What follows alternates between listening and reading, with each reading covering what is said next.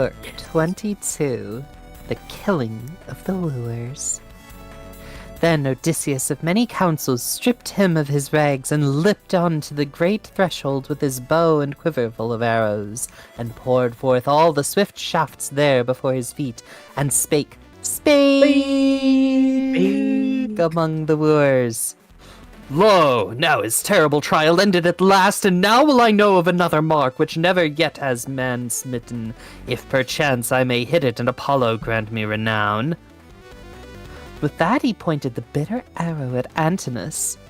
Now he was about raising to his lips a fair twy-eared chalice of gold, and behold, he was handling it to drink of the wine, and death was far from his thoughts. For who among men at feast would deem that one man among so many, how hardy soever he were, would bring on him foul death and black fate?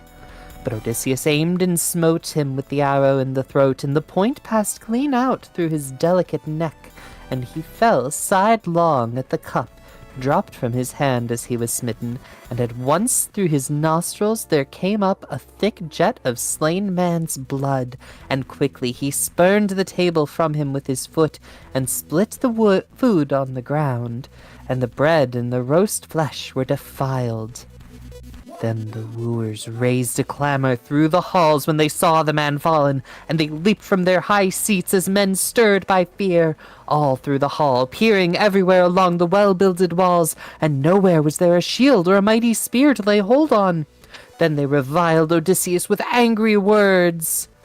Stranger, thou shootest at men to thy hurt. Never again shalt thou enter other lists. Now is utter doom assured thee.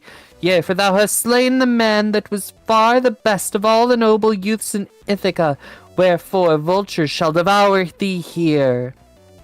So each one spake. For indeed they thought that Odysseus had not slain him willfully, but they knew not in their folly that on their own heads, each and all of them, the bands of death had been made fast. Then Odysseus of many counsels looked fiercely on them, and spake. Ye dogs, ye said in your hearts that I should never more come home from the land of the Trojans, and that ye wasted my house, and lay with the maidservants by force, and traitorously wooed my wife while I was yet alive. And ye had no fear of the gods that hold the wide heaven, nor the indignation of men hereafter. But now the bands of death have made fast upon you, one and all. Even so he spake. Yeah, and pale fear got hold on the limbs of all, and each man looked about where he might shun utter doom. And Eurymachus alone answered him and spake. If thou art indeed Odysseus of Ithaca, come home again. With right thou speakest thus. Of all that the Achaeans have wronged, many infatuate deeds in thy halls, and many in the field. Howbeit he now lies dead that is to blame for all, Antinous, for he brought all these things upon us, not as longing very greatly for the marriage, nor needing it sore, but with another purpose that Cronion has not fulfilled for him, namely that he might himself be king over all the land of stablished Ithaca, and he was to have lain in wait for thy son and killed him.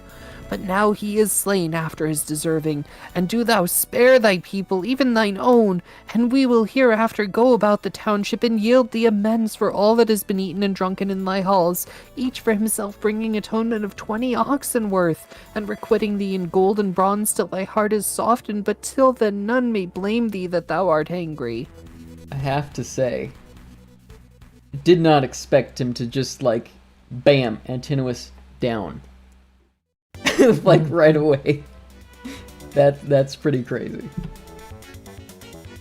This is Odysseus. Yeah. I mean, hey, nobody certainly expected it. I mean, he is the biggest offender of all of them. Of all the True. wooers, he's the head one. So, like... He does seem to have Nope, gotten you're off gone. easy. Yeah. Then Odysseus of many counsels looked fiercely on him and said, Eurymachus, not even if ye gave me all your heritage, all that ye now have, and whatsoever else ye might in any wise add thereto, not even so would I henceforth hold my hands from slaying, ere the wooers had paid for all their transgressions. And now the choice lies before you, whether to fight in fair battle or to fly, if any may avoid death and the fates. But there be some, methinks, that shall not escape from utter doom. He spake. Spake. I feel like the spakes are actually like reducing the seriousness of all of this. And their knees were straightway loosened, and there's their more hearts suspense melted with each within them. spake. And Eurymachus spake among them yet again. Friends, it is plain that this man will not hold his unconquerable hands now that he has caught up the polished bow and quiver. He will shoot us from this smooth threshold till he has slain us all. Wherefore let us take thought for the delight of battle. Draw your blades and hold up the tables to ward off the arrows of swift death, and let us all have at him with one accord, and drive him, if it may be, from the threshold and the doorway, and then go through the city, and quickly would the cry be raised. Thereby should this man soon have shot his latest bolt. Therewith he drew his sharp two-edged sword of bronze, and leapt on Odysseus with a terrible cry. But in the same moment goodly Odysseus shot the arrow forth, and struck him on the breast by the pap, and drave the shaft into his liver. So he let the sword fall from his hand, and groveling over the table, he bowed and fell, and spilt the food in the two-handled cup on the floor. And in his agony he smote the ground with his bow, and spurning with it both his feet, he overthrew the high seat, and the mist of death was shed upon his eyes. Full Metal Alchemist. Ooh.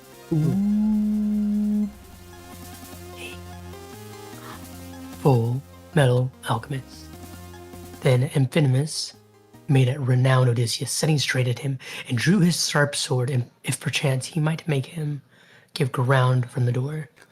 But Telemachus was beforehand with him, and cast and smote him from behind with a bronze-shod spear between the shoulders, and drave it out through the breast, and he fell with a crash, and struck the ground full with his forehead.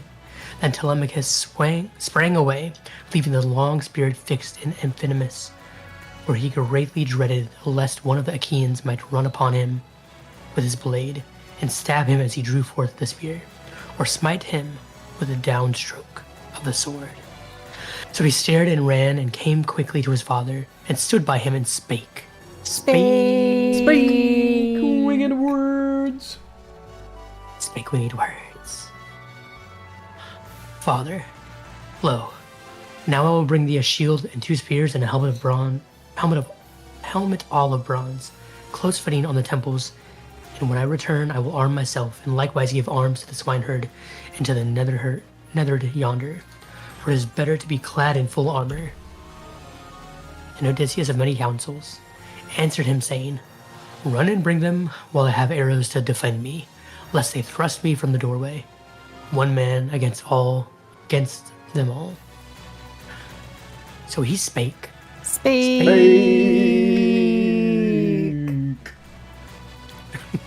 And Telemachus obeyed his dear father, and went forth to the chamber where his famous weapons were lying.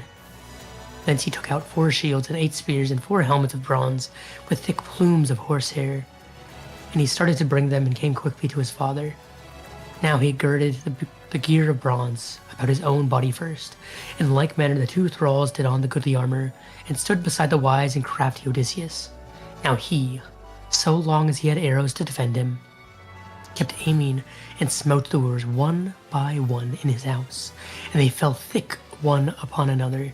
But when the arrows failed the prince in his archery, he leaned his bow against the post of the established hall, against the shining face of the entrance.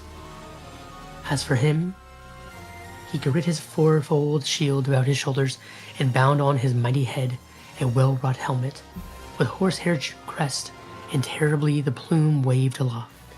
And he grasped 2 mighty spears tipped with bronze. Oh dang, 2 spears. He's And dual now wielding while he's carrying dueling a shield. spears. Okay, so I'm imagining that these are not like pole arm type spears then, unless he's just that much of a badass. Like I'm imagining more of like, just like trident sized spears or just like a shorter Like a spear. half spear. A kind of thing. javelin. A javelin, I guess. I don't know. I see, since he's wielding 2 spears plus a shield, I'm gonna guess these are full sized. If we're gonna go high fantasy, we are going high fantasy. All right, let's do Draw that. your own conclusions. He's a spear thrusting machine. Well, the Yeah, there shafts was serve him well. By the wine dark deep. Now, there was in the well-builded wall a certain postern raised above the floor, and there by the topmost level of the threshold of the established hall was a way into an open passage, closed by well-fitted folding doors. So Odysseus bade the goodly swineherd stand near thereto and watch the way, for thither there was but one approach. Then Agelaus spake.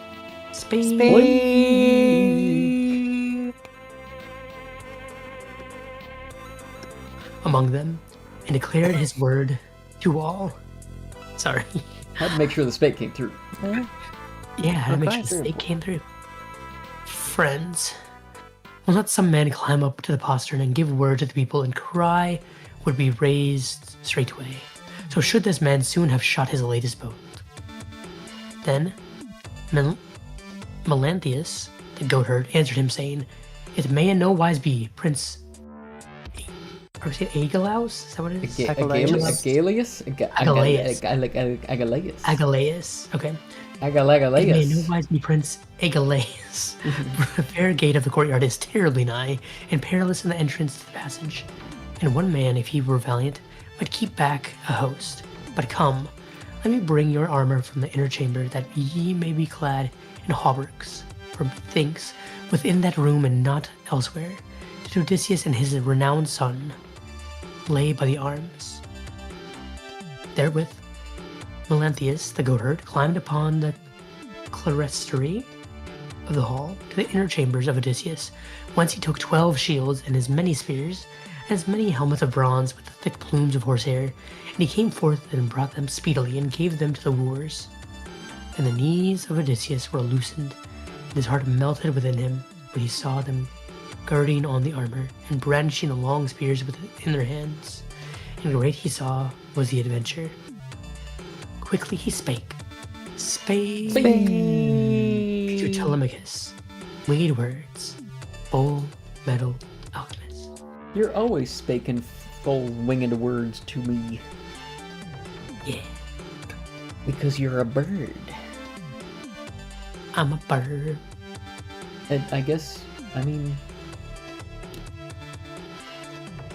Celine has some owl theming too. Am I surrounded by birds? You are A little surrounded bit. by birds. I'm the only one. I'm the Fine, odd that's- bird out. One of us. I've just noticed I'm surrounded by birds. Okay. Full metal alchemist. Telemachus, sure I am that one of the women in the halls is stirring up an evil battle against us, or perchance it is Melanthius. Then wise Telemachus answered him, My father, it is I that have erred herein, and none other is to blame, for I left the well-fitted door of the chamber open, and there has been one of them but too quick to spy it. Go now, goodly Eumaeus, and close the door of the chamber, and mark if it be indeed one of the women that does this mischief, or Melanthius, son of Dolius, as methinks it is. Even so they spake. Spake. One to the other, and Melanthius the goatherd went yet again to the chamber to bring the fair armor. But the goodly swineherd was ware thereof, and quickly he spake to Odysseus, who stood nigh him. Spake. Son of Laertes, of the seed of Zeus, Odysseus of many devices, lo, there again is that baleful man, whom we ourselves suspect going to the chamber. Do thou tell me truly, shall I slay him, if I prove the better man, or bring him hither to thee, that he may pay for the strange... Oh, not strange transgressions. For some reason, strange came to my mind. For he may pay for the many transgressions that he has devised in thy house. Then Odysseus of many counsels answered, saying, Verily, I and Telemachus will keep the proud wooers within the halls for all their fury, but do ye twain tie his feet and arms behind his back, and cast him into the chamber, and close the doors after you, and make fast to his body a twisted rope, and drag him up to the lofty pillar till he be near the roof beams, that he may hang there, and live for long, and suffer grievous torment. So he spake, and spake, and they gave good heed and hearkened. So they went forth to the chamber, but the goatherd who was within knew not of their coming. So he was seeking for the armor in the secret place of the chamber, but they twain stood in waiting on either side the doorposts, and Melanthius the goatherd was crossing the threshold with a goodly helm in one hand, and in the other wide shield of an old stained with rust, and the shield of the hero Laertes that he bare when he was young. But at that time it was laid by, and the seams of the straps were loosened. Then the twain rushed on him, and caught him, and dragged him in by the hair, and cast him on the floor in sorrowful plight, and bound him hand and foot in a bitter bond, tightly winding each limb behind his back, even as the son of Laertes bade them, the steadfast goodly Odysseus. And they made fast to his body a twisted rope, and dragged him up the lofty pillar till he came near the roof beams. Then didst thou speak to him, and gird at him, swineherd Eumaeus. Now in good truth, Melanthius, shalt thou watch all night, lying in a soft bed as beseems thee, nor shall the early-born dawn escape thy ken, when she comes forth from the streams of Oceanus, on her golden throne, in the hour when thou art wont to drive the goats to make a meal for the wooers in the halls. So he was left there, stretched tight in the deadly bond. But they twain got into their harness, and closed the shining door, and went to Odysseus, wise and crafty chief. There they stood breathing fury, 4 men by the threshold, while those others within the halls were many and good warriors. Then Athena, daughter of Zeus, drew nigh them, like Mentor in fashion and in voice, and Odysseus was glad when he saw her, and spake.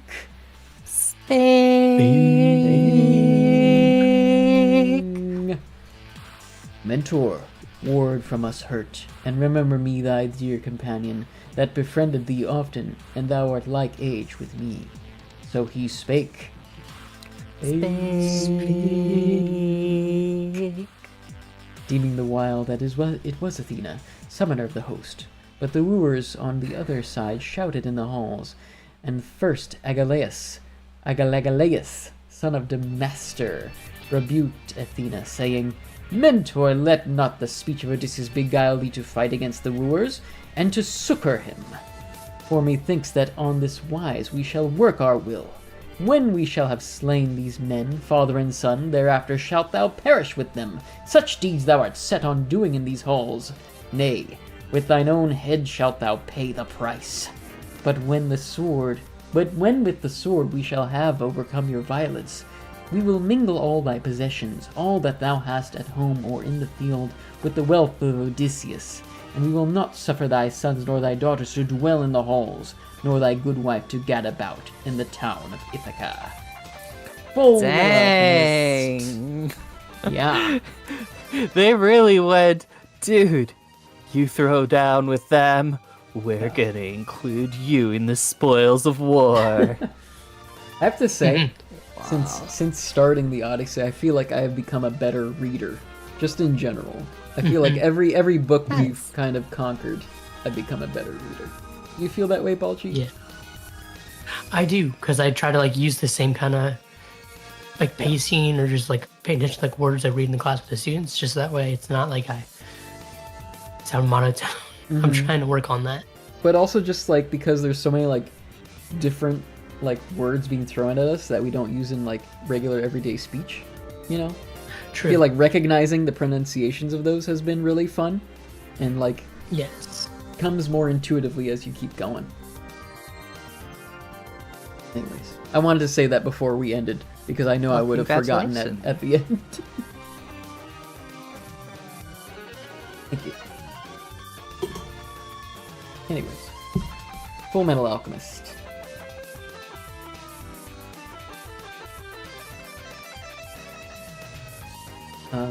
We're on So Spake He. Yeah? Uh-oh. Uh-oh.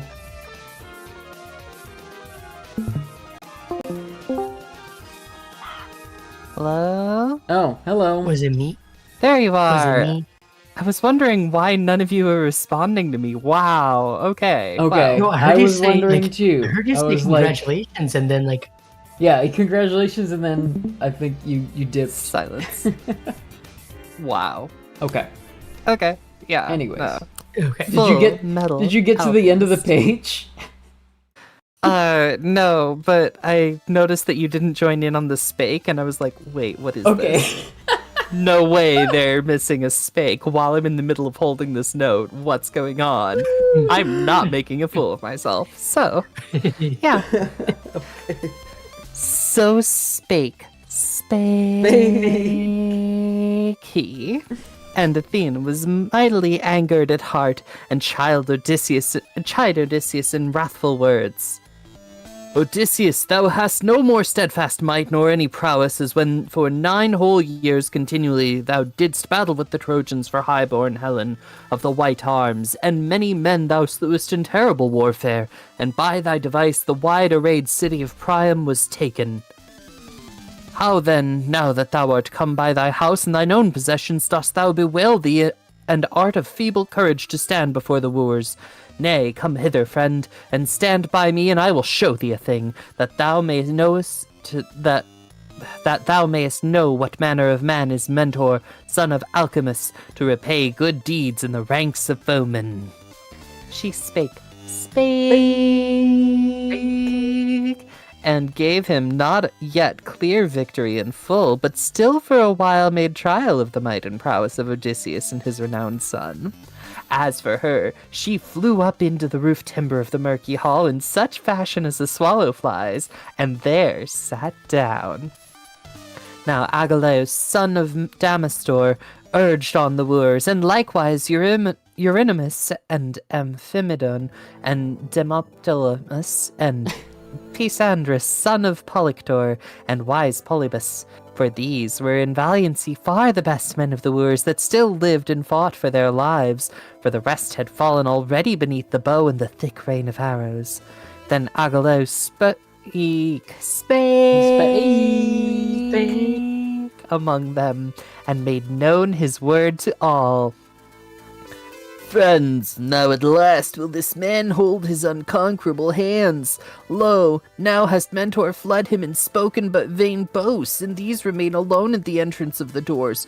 Wherefore now, throw not your long spears altogether, but come, do ye 6 cast first, if perchance Zeus may grant us to smite Odysseus and win renown. Of the rest will we take no heed, so soon as that man shall have fallen. So he spake. And they all cast their javelins as he bade them eagerly. But behold, Athena was so wroth that they were all in vain. One man smote the doorpost of the stablished hall, and another the well-fastened door, and the ashen spear of yet another wooer, heavy with bronze, stuck fast in the wall. So when they had avoided all the spears of the wooers, the steadfast, goodly Odysseus began first to speak among them. Friends, now my word is that we two cast and hurl into the press of the wooers, that are mad to slay and strip us beyond the measure of their former iniquities. So he spake. And they all took good aim and threw their sharp spears, and Odysseus smote Diptolmus and Telemachus Euryades, and the swineherd slew Elatus, and the neatherd Paisandrus. Thus they all bit the wide floor with their teeth, and the wooers fell back into the inmost part of the hall. But the others dashed upon them and drew forth the shafts from the bodies of the dead. Then once more the wooers threw their sharp spears eagerly, but behold, a thing so wrought that many of them were in vain. One man smote the doorpost of the established hall, another the well-fastened door, and the ashen spear of another wooer, heavy with bronze, struck in the wall. Yet Amphitryon hit Telemachus on the hand by the wrist lightly, and the shaft of bronze wounded the surface of the skin. And Ctesippus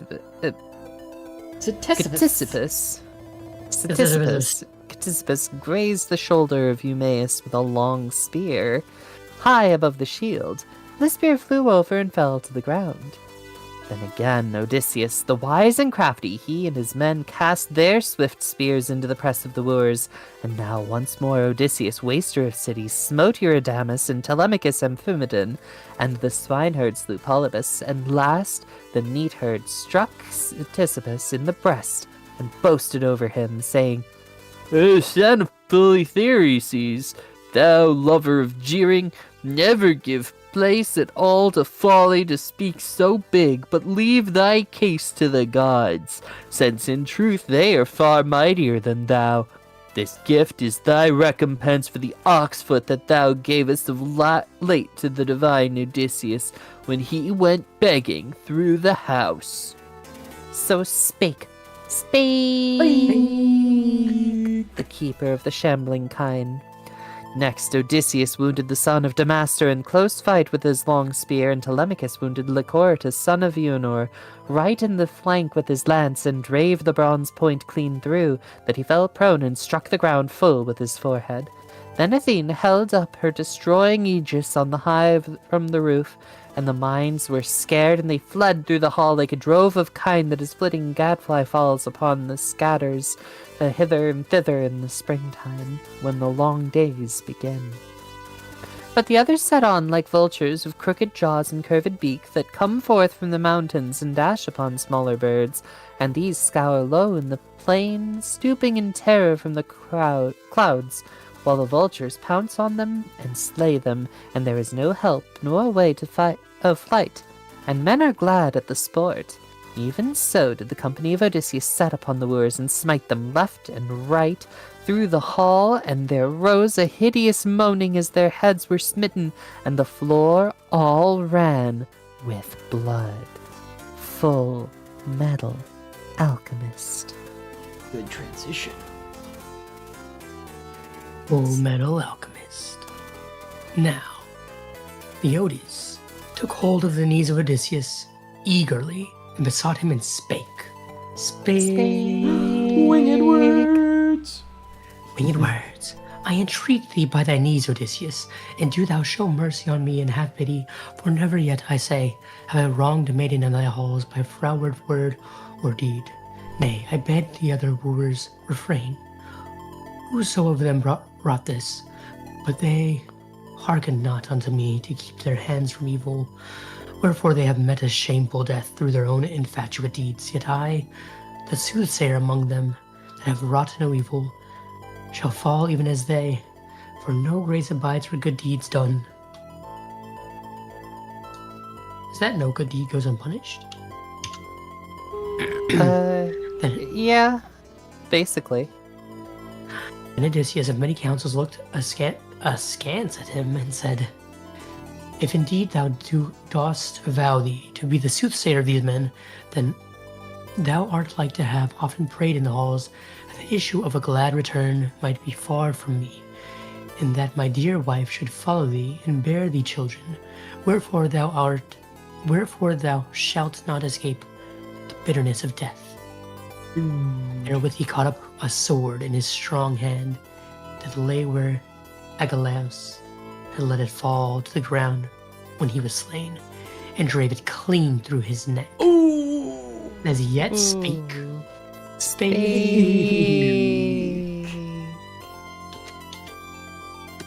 His head fell even to the dust. That's But the son of cray-cray. Terpius, But the son of Terpius, the minstrel, still sought how he might shun black fate. Phemius, who sang among the wooers of necessity, he stood with a loud lyre in his hand, hard by the postern gate, and his heart was divided within him. whether he should slip forth from the hall and sit down by the well-wrought altar of great Zeus of the household court, whereon Laertes and Odysseus had burnt many pieces of the thighs of oxen, or should spring forward and beseech Odysseus by his knees. And as he thought thereupon, this seemed to him the better way, to embrace the knees of Odysseus, son of Laertes. So he laid the hollow lyre on the ground between the mixing bowl and the high seat inlaid with silver, and himself sprang forward and seized Odysseus by the knees, and besought him, and spake. Spake. Winged words.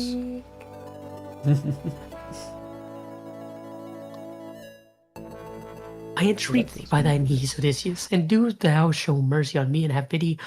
It will be a sorrow to thyself in the aftertime if thou slayest me, who am a minstrel, and sing before gods and men. Yea, none has taught me but myself, and the God has put into my heart all manner of lays, and methinks I sing to thee as to God. Wherefore be not eager to cut off my head. And Telemachus will testify of this, thine own dear son, that not by mine own will or desire did I resort to thy house to sing to the wooers at thy feast, but being so many and stronger than I, they led me by constraint.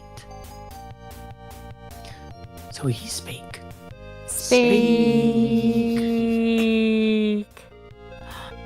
And the mighty prince. Oh wait, I didn't type it. Okay, So he spake. please hold. Spake. And the mighty Prince Telemachus heard him and quickly spake. Spake. Yea. You got His father at comboed. his side.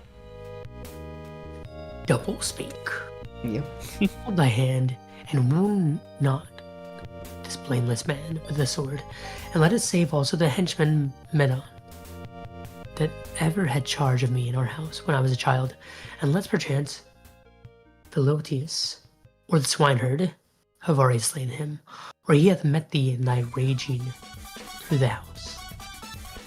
So he spake. Spake. And Medon, wise of heart, heard him, for he lay crouching beneath a high seat, clad about in the new flayed hide of an ox and shunned black fate. So he rose up quickly from under the seat, and cast off the ox hide, and sprang forth and caught Telemachus by the knees. And he besought him, and spake winged words. Winged words. Friend, here I am. Prithee, stay thy hand and speak to thy father, lest he harm me with the sharp sword in the greatness of his strength, out of his anger for the wooers that wasted his possessions in the halls, and in their folly held thee in no honor. And Odysseus of many counsels smiled on him and said, Take courage, for lo, he has saved thee and delivered thee, that thou mayest know in thy heart, and tell it even to another, how far more excellent are good deeds than evil. But go forth from the halls and sit down in the court, apart from slaughter, thou and the full-voiced minstrel, till I have accomplished all that I must needs do in the house. Full Metal Alchemist. He saved the bard. Some crazy slayings before that, though. But that's what this book is all about. The chaos Slang? and slaying of the wooers.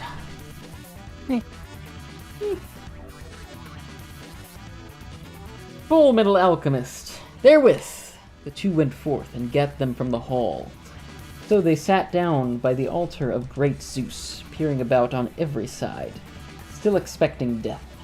And Odysseus peered all through the house to see if any man was yet alive and hiding away to shun black fate. But he found all the sort of them fallen in their blood in the dust, like fishes that the fishermen have drawn forth in the meshes of the net in the hollow of the beach from out the grey sea. And all the fish, sore longing from the salt sea waves, are heaped upon the sand, and the sun shines forth and takes their life away. And now the wooers lay heaped upon each other. Then Odysseus of many counsels spake to Telemachus, Telemachus, go. Call me the nurse Euryclea, that I may tell her a word of that is on my mind. So he spake. And Telemachus obeyed his dear father and smote at the door and spake. Oh, combo, to the nurse Euryclea. Up now, aged wife, that overlookest all the women servants in our halls. Come hither, my father calls thee, and has somewhat to say to thee. Even so he spake. And her wingless her speech remained. That's sad. No winged words here. And she opened the doors of the fair lying halls, and came forth, and Telemachus led the way before her.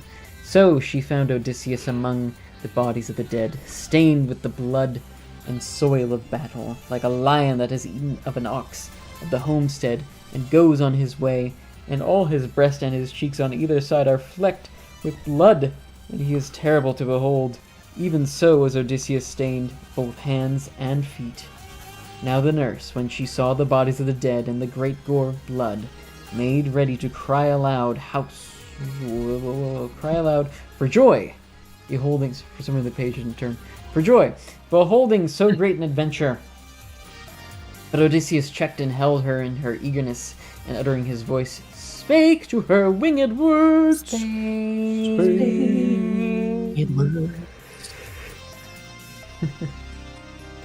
What did you say in the chat? Not the up now, aged wife. Dang. Aged wife roast. Okay. Yeah, it was rough. Yeah, it was pretty rough. Within thine own heart rejoice, old nurse, and be still, and cry not aloud, for it is an unholy thing to boast over slain men. Now these hath the destiny of the gods overcome, and their own cruel deeds, where they honored none of the earthly men, neither the bad nor yet the good that came among them. Wherefore they have met a shameful death through their own infatuate deeds. But come, tell me the tale of the women in thy halls. Which of them dishonor me, and which be guiltless? Then the good nurse Euryclea answered him, Yea, now, my child, I will tell thee all the truth. Thou hast 50 women servants in thy halls, that we have taught the ways of housewifery, how to card wool, and how to bear bondage. Of these 12 in all have gone the way of shame, and honor not me, nor their lady Penelope. And Telemachus hath but newly come to his strength, and his mother suffered him not to take command over the women in his house. But now let me go aloft to the shining upper chamber, and tell all to thy wife, on whom some god hath sent asleep.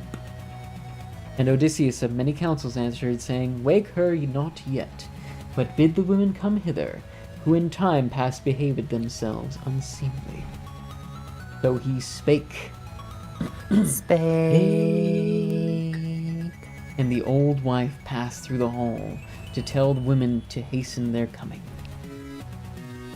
Then Odysseus called to him Telemachus and the neatherd and the swineherd, and spake to them winged words.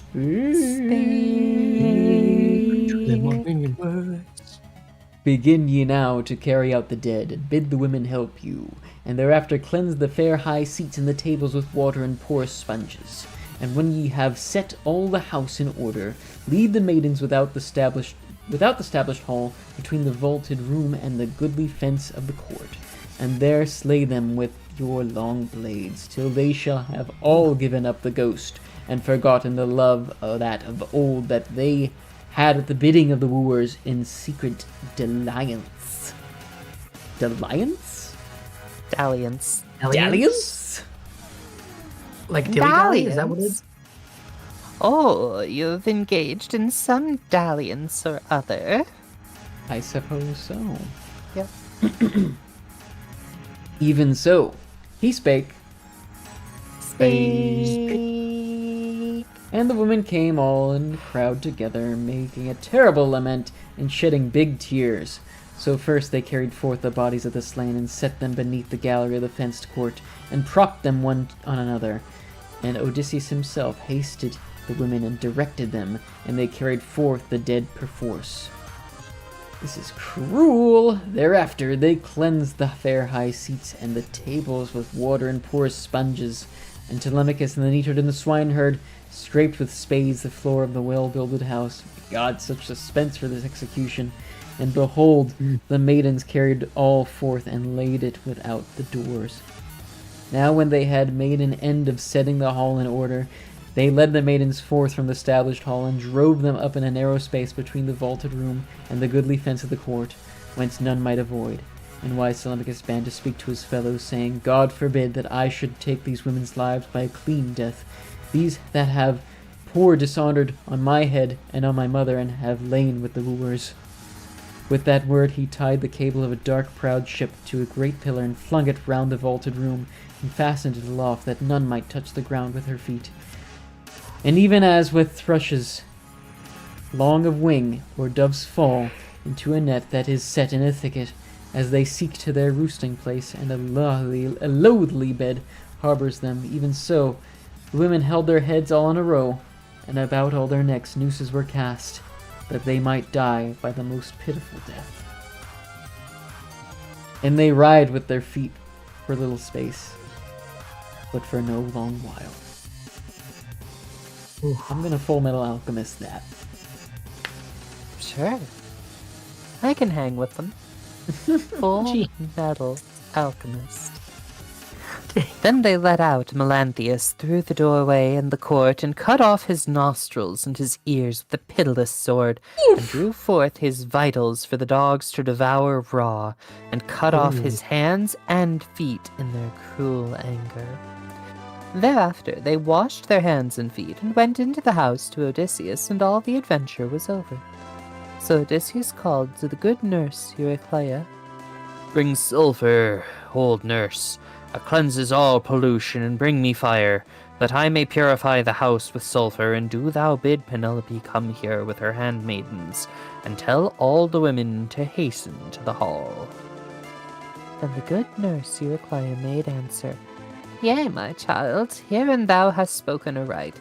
But go to, let me bring thee a mantle and a doublet for raiment, and stand not thus in the halls with thy broad shoulders wrapped in rags. It were blame in thee so to do. And Odysseus of many counsels answered her, saying, First let a fire now be made me in the hall. So he spake. And the good nurse Eurycleia was not slow to obey, but brought fire and brimstone, and Odysseus thoroughly purged the women's chamber and the great hall and the court. Then the old wife went through the fair halls of Odysseus to tell the women, and to hasten their coming. So they came forth from their chamber with torches in their hands, and fell about Odysseus, and embraced him, and kissed him, and clasped his head and shoulders in his hands lovingly, and a sweet longing came on him to weep and moan, for he remembered them, every one. Book 23. Book 23. Book 23. Odysseus maketh himself known to Penelope, tells his adventures briefly, and in the morning goes to Laertes and makes himself known to him. Then the ancient woman went up into the upper chamber, laughing aloud, to tell her mistress how her dear lord was within, and her knees moved fast for joy, and her feet stumbled one over the other, and she stood above the lady's head and spake to her, saying, Awake, Penelope, dear child, that thou mayest see with thine own eyes what thou desirest day by day. Odysseus hath come, and hath got him to his own house, though late hath he come, and hath slain the proud wooers that troubled his house, and devoured his substance, and oppressed his child. Then wise Penelope answered her, Dear nurse, the gods have made thee distraught, the gods that can make the foolish even the wisdom of the wise, and that stablish the simple in understanding. They it is that have marred thy reason, though heretofore thou hadst a prudent heart. Why dost thou mock me, who have a spirit full of sorrow, to speak these wild words, and rousest me out of sweetest slumber? that had bound me and overshadowed mine eyelids. Never yet have I slept so sound since the day that Odysseus went forth to see that evil Ilios, never to be named. Go to now, get thee down and back to the woman's chamber, for if any other of the maids of my house had come and brought me such tidings and wakened me from sleep, straightway would I have sent her back woefully to return within the women's chamber, but this time thine old age shall stand thee in good stead. Then the good nurse Eurycleia answered her, I mock thee not, dear child, but in very deed Odysseus is here, and hath come home, even as I tell thee. He is that guest on whom all men wrought such dishonour in the halls. But long ago Telemachus was aware of him, that he was within the house, yet in his prudence he hid his counsels of his father, that he might take vengeance on the violence of the haughty wooers. Thus she spake. Speak! And then was Penelope glad, and leaping up from her bed, she fell on the old woman's neck and let fall tears from her eyelids, and uttering her voice spake, Speak! To her winged words. Winged words. Come now, dear nurse, I pray thee, tell me all truly, if indeed he hath come home, as thou sayest, how he hath laid his hands on the shameless wooers, he being but one man, while they abode ever in their companies within the house. Full metal alchemist. Full metal alchemist. Then the good nurse Eurycleia answered her, I saw not, I wist not, I only heard the groaning of men slain. And we in an inmost place of the well-builded chambers sat all amazed, and the close-fitted door shut in the room. Till late sun called me from the chamber, for his father sent him sent him out to that end.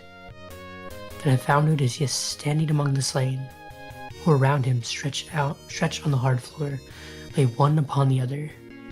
It would have comforted thy heart to see him, all stained like a lion with blood and soil of battle. And now all the wooers gathered in a heap by the gates of the court, while he is purifying his fair house with brimstone, and hath kindled a great fire, and hath sent me forth to call thee.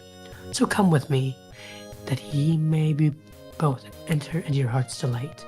For ye have suffered much affliction, and even now hath this thy long desire been fulfilled. Thy Lord hath come alive to his own hearth, and hath found both thee and his son in the halls. And the wooers that wrought him evil he hath slain, every man of them in his house. Then wise Penelope answered her, Dear nurse, boast not yet over them with laughter. Thou knowest how welcome the sight of him would be in the halls to all, and to me in chief, and to his son that we got between us. For this is no true tale, as thou declarest it, nay, but is one of the deathless gods that hath slain the proud wooers in wrath at their bitter insolence and evil deeds, for they honored none of earthly men, neither the good nor yet the bad, that came among them. Wherefore they have suffered an evil doom through their own infatuate deeds. For Odysseus, far away, hath lost his homeward path to the Achaean land, and himself is lost. The good nurse Eurycleia made answer to her, My child, what word hath escaped the door of thy lips, in that thou saidst that thy Lord, who is even now within, and by his own hearthstone, would return no more? Nay, thy heart is ever hard of belief. Go to now, and I will tell thee beside a most manifest token, even the scar of the wound that bore on a time dealt him with his white tusk. This I spied while washing his feet, and fain I would have told it even to thee. But he laid his hand on my mouth, and in the fullness of his wisdom suffered me not to speak. But come with me, and I will stake my life on it, and if I play thee false, do thou slay me by a death most pitiful. Then wise Penelope made answer to her, Dear nurse, it is hard for thee, how wise soever, to observe the purpose of the everlasting gods. Nonetheless, let us go to my child, that I may see the wooers dead and him that slew them. With that word, she went down from the upper chamber, and much her heart debated whether she should stand apart and question her dear lord or draw nigh, and clasp and kiss his head and hands. But when she had come within and had crossed the threshold of stone, she sat down over against Odysseus, in the light of the fire, by the further wall.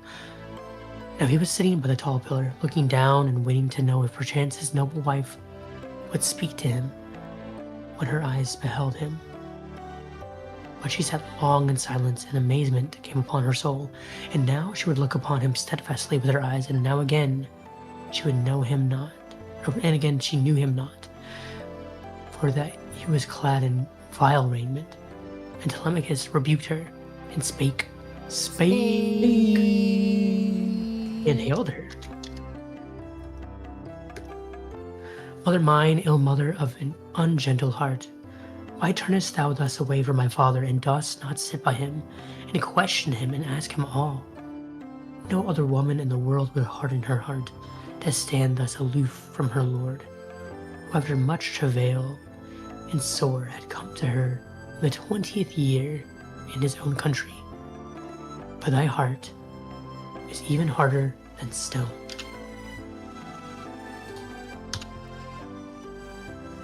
And wise Penelope answered him, saying, Child, my mind is amazed within me, and I have no strength to speak, nor to ask him aught, nay, nor to look on him face to face. But if in truth this be Odysseus, and he hath indeed come home, verily we shall beware of each other the more surely. For we have tokens that we twain know, even we, secret from all others. Full Metal Alchemist. Full Metal Alchemist. So she spake. And the steadfast goodly Odysseus smiled, and quickly he spake to Telemachus. Wicked words. Telemachus, leave now thy mother to make trial of me within the chambers. So shall she soon. What? So shall she. I was making a joke. Okay. I didn't hear what you said. I was just like, a moment. No, okay. Mommy and Daddy are about to have a talk. Son, go to your room. Your mom needs to try me out for a little bit to make sure I'm real. So shall she soon come to a better knowledge than heretofore. But now I go filthy, and am clad in vile raiment, wherefore she has me in dishonor, and as yet will not allow that I am he. Let us then advise us how all may be for the very best. For whoso has slain but one man in the land, even that one leaves not many behind him to take up the feud for him, turns outlaw and leaves his kindred and his own country. For we have slain the very stay of the city, the men who were far the best of all the noble youths in Ithaca. So this I bid thee consider. Then wise Telemachus answered him, saying, Father, see thou to this, for they say that thy counsels far the best among men, nor might any other of mortal men contend with thee. But right eagerly we will go. Oh my goodness, my word order is getting all out of conjunction. But right eagerly will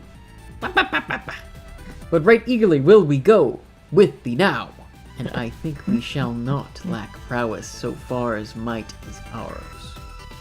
And Odysseus of many counsels answered him, saying, Yea, now, I will tell on what wise methinks it is best. First, go ye to the bath, and array you in your doublets, and bid the maidens in the chambers to take to them their garments. Then let the divine minstrel, with his loud lyre in hand, lead off for us the measure of the mirthful dance. So shall any man that hears the sound from without, whether a wayfarer or one of those that dwell around, say that it is a wedding feast, and thus the slaughter of the wooers shall not be noised abroad through the town before we go forth to our well-wooded farmland. Thereafter, shall we consider what gainful counsel the Olympian may vouchsafe for us. So he spake. Speak. And they gave good ear and hearkened him.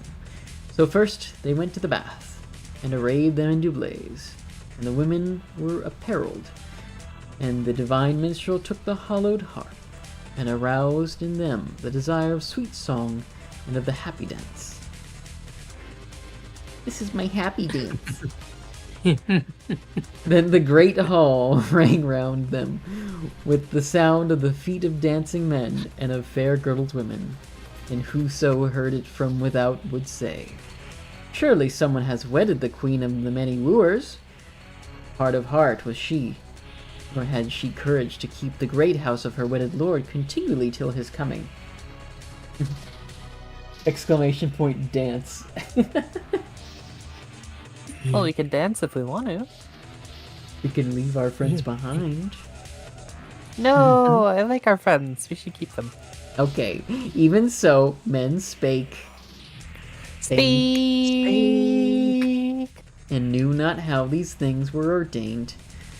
Meanwhile, the house dame, Eurynomé, had bathed the great-hearted Odysseus within his house, and anointed him with olive oil, and cast about him a goodly mantle and a doublet. You get a doublet, you get a doublet. Moreover, Athena shed great beauty from his head downwards, and made him greater and more mighty to behold. And from his head caused deep curling locks to flow, like the hyacinth flower. Ooh, so pretty. And as when some skillful man overlays gold upon silver, one that Hephaestus and Pallas Athena have taught all manner of craft, and full of his grace in his hand and full of grace is his handiwork. Even so did Athena shed grace about his head and shoulders, and forth from the bath he came, in form like to the immortals. Then he sat down again on the high seat whence he had arisen over against his wife, and spake to her, saying,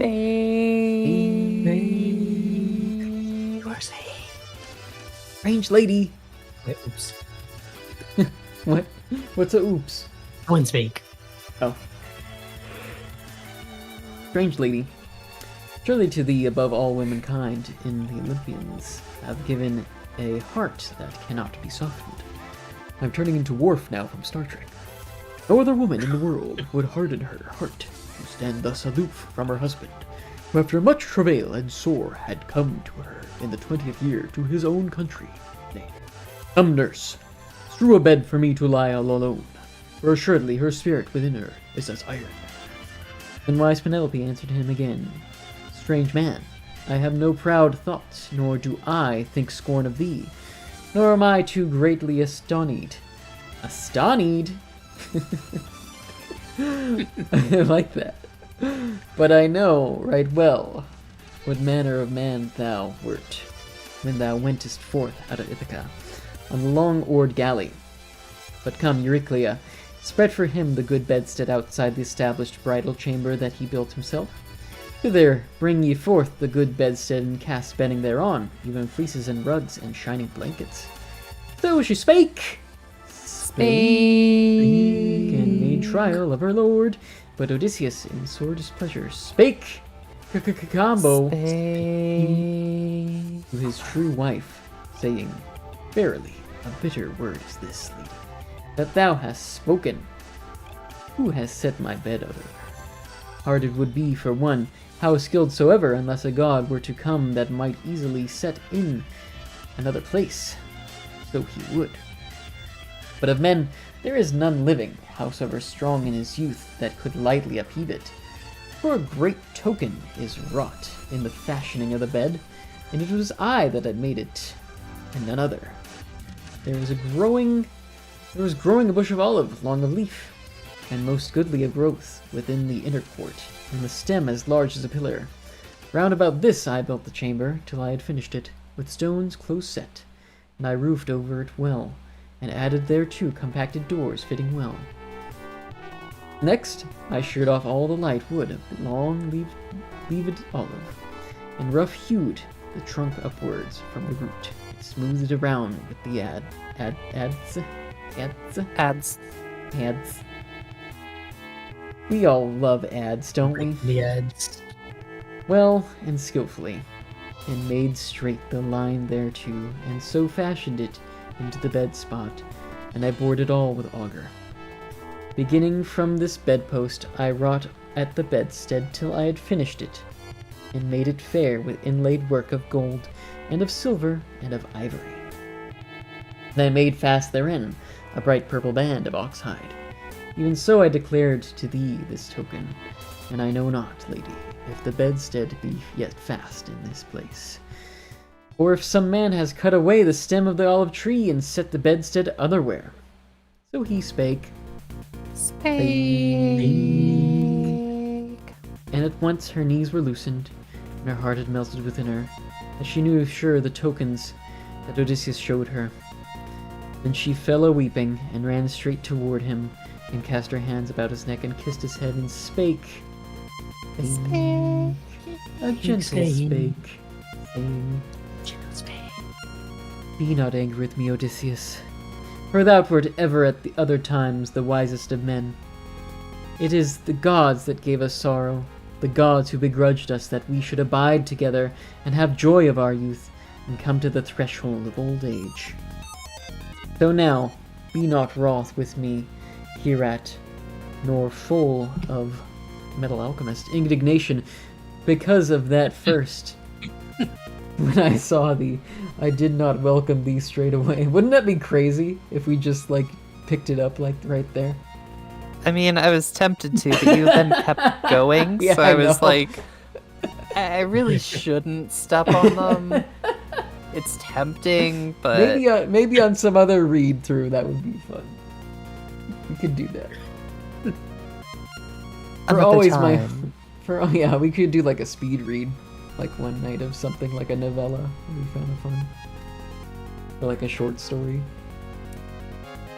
Yeah. For always my heart within my breast shuddered, for fear lest some man should come and deceive me with his words.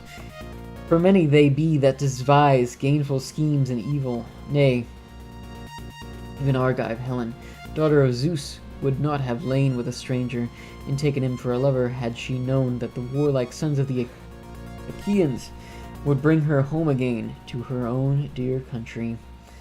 Howsoever, it was the god that set her upon this shameful deed, nor ever ere that did she lay up in her heart the thought of this folly, a bitter folly, whence on us too first came sorrow. But now that thou hast told all the sure tokens of our bed, which never was seen by mortal man, save by thee and me, and one maiden only, the daughter of Actor, that my father gave me ere yet I had come hither, she who kept the doors of our strong bridal chamber, even now dost thou bend my soul, all ungentle as 'tis. This I will do, Full Metal Alchemist. Full Metal Alchemist. Full Metal Alchemist. Thus she spake. Spake. And in his heart she stirred yet a greater longing to lament, and he wept as he embraced his beloved wife and true. And even as when the sight of land is welcome to swimmers, whose well-wrought ship Poseidon hath smitten on the deep, all driven with the wind and swelling waves, and but a remnant hath escaped the grey sea water and swum to the shore, and their bodies are all crushed with the brine, and gladly have they set foot on land and escaped an evil end. So welcome was her to the sight of her lord, and her white arms she would never quite let go from his neck. And now would the rosy-fingered dawn have risen upon their weeping. But the goddess grey-eyed Athena had other thoughts. The night she held long in the utmost west, and on the other side she stayed the golden-throated dawn by the stream Oceanus, and suffered her not to harness the swift-footed steeds that bear light to men, Lampus and Phaeton, the steeds ever young that bring the morning. Then at last Odysseus of many counsels spake to his wife, saying, Lady, we have not yet come to the issue of all our labours, but still there will be toil unmeasured, long and difficult, that I must needs bring to a full end. Even so the spirit of Tiresias foretold to me that on the day when I went down into the house of Hades to inquire after returning for myself and my company, wherefore come, lady, let us to bed, that forthwith we may take our joy of rest beneath the spell of sweet sleep. Then wise Penelope answered him, Thy bed verily shall be ready whensoever thy soul desires it, for as much as the gods have indeed caused thee to come back to thy established home in thine own country, but now that thou hast noted it and the god has put it into thy heart, come, tell me of this ordeal, for methinks the day will come when I must learn it, and timely knowledge is no hurt. And Odysseus of many counsels answered her, saying, Ah, why now art thou so insistent with me to declare it? Yet I will tell thee all, and hide not. Howbeit thy heart shall have no joy of it, as even I myself have no pleasure within, for Tiresias bade me fare to many cities of men, carrying a shapen oar in my hands, till I should come to such men as know not the sea, neither eat meat savoured with salt, nor have they knowledge of ships of purple cheek, nor shapen oars, which serve for wings to ships. And he told me this with manifest token, which I will not hide from thee. In the day when another wayfarer should meet me and say that I had a winnowing fan on my stout shoulder, even then he bade me make fast my shapen oar in the earth, and do goodly sacrifice to the Lord Poseidon, even with a ram and a bull and a boar, the meat of swine, and depart for home, and offer holy hecatombs to the deathless gods, that keep me the wide heaven to each other in order due. And from the sea shall mine own death come, the gentlest death that may be, which shall end me fordone with smooth old age, and the folk shall dwell happily around. All this, he said, was to be fulfilled. Then wise Penelope answered him, saying, If indeed the gods will bring about for thee a happier old age at the last, then is there hope that thou mayest yet have an escape from evil. Thus they spake, one to the other. Meanwhile, Eurynome, the nurse, spread the bed with soft coverlets by the light of the torches burning. But when they had busied them and spread the good bed, the ancient nurse went back to her chamber to lie down, and Eurynome, the bower maiden, guided them on their way to the couch with torches in her hands, and when she had led them to the bridal chamber, she departed. And so they came gladly to the rites of their bed, as of old. But Telemachus and the neatherd and the swineherd stayed their feet from dancing, and made the women to cease, and themselves gat them to rest through the shadowy halls. Now when the twain had taken their fill of sweet love, they had delight in the tales which they told to one another.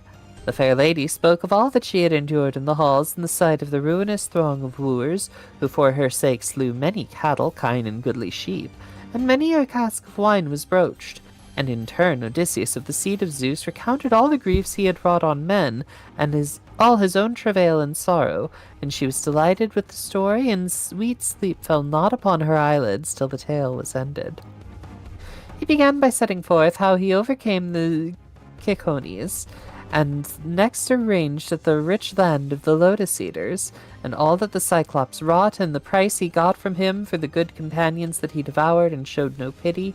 Then how he came to Aeolus, who received him gladly and sent him on his way, but it was not yet ordained that he should reach his own country, for the storm wind seized him again, and bare him over the teeming seas, making grievous moan.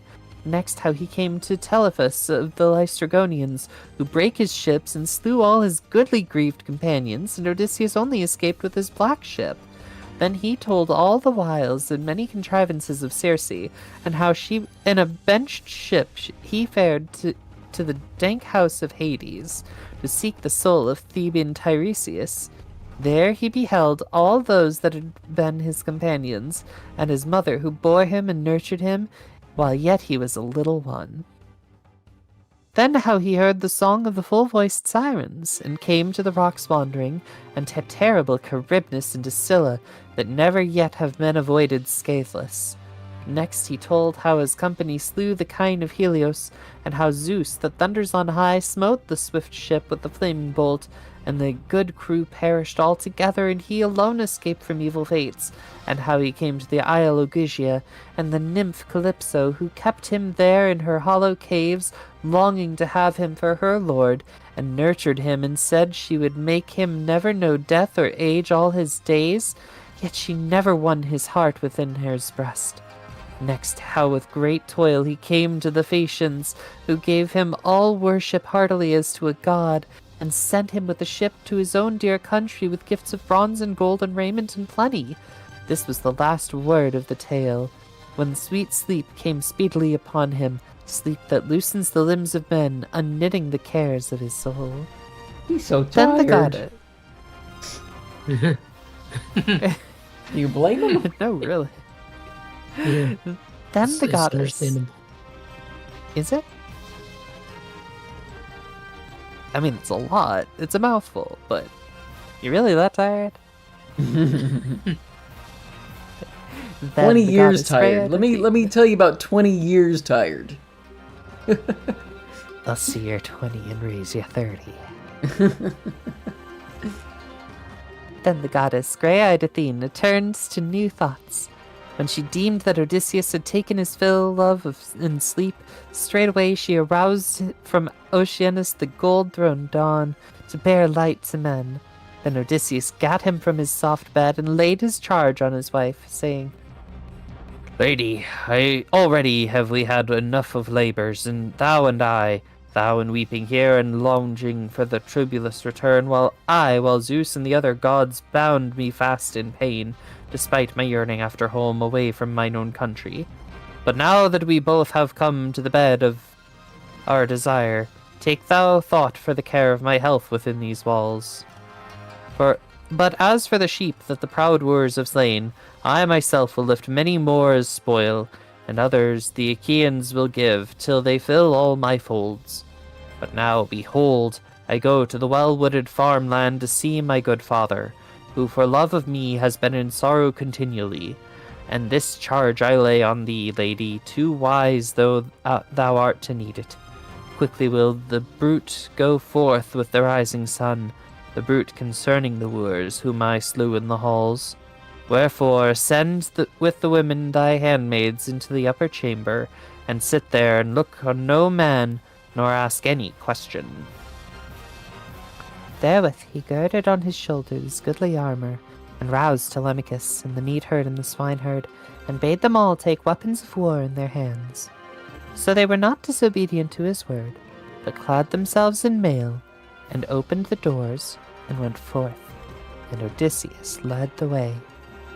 And now there was light over all the earth, but them Athena hid in night, and quickly conducted out of the town. We got book 24. Forgot about that. Oops. Nice. Yeah. Full Metal Alchemist. Yeah, wait, this is indeed the last one, is not? It is. It is. It is. It is. It is. It is. It Last is. one. It is. It is. All right. One more book. One more book. One more. Yeah, baby. Book A 24. 3-book Wait, hold on. symphony this is. Full Metal Alchemist. Book 24. The Ithacians bury the wooers, and sitting in council resolve on revenge. And coming near the house of Laertes are met by Odysseus, and Laertes with Telemachus and servants, the whole number 12, and are overcome and submit. Now, is it Selenian? Selenian? Or Kalenian? I don't know. Never seen that word before. New word. Okay, now Selenian Hermes called forth from the halls the souls of the wooers, and he held in his hand his wand that is fair and golden, wherewith he lulls the eyes of men, of whomso he will, while others again he even wakens out of sleep. Herewith he roused and led the souls who followed gibbering. And even as bats flit gibbering in the secret place of a wondrous cave, when one has fallen down from the cluster of the rock, where they cling each to each up aloft. Even so the souls gibbered, as they Gibbered. fared is gibbered. Like gibber They're jabber. babbling. Yeah, gibbered as they fared together, and Hermes the Helper led them down the dank ways, past the streams of Oceanus, and the white rock, past the gates of the sun they sped, in the land of dreams, and soon they came to the mead. Oh, Med. Because that should be meadow of Asphodel, where dwelled the souls, the phantoms of outworn. There they found the soul of Achilles, son of Peleus, the souls of Patroclus, and of noble Antilochus, and of Aeneas, when face and form was goodliest of all the Danaans, after the noble son of Peleus. So these were flocking around. So these were flocking around Achilles, and the spirit of Agamemnon, son of Atreus, drew nigh sorrowful. And about him were gathered all the other shades, as many as perished with him in the house of Aegisthus,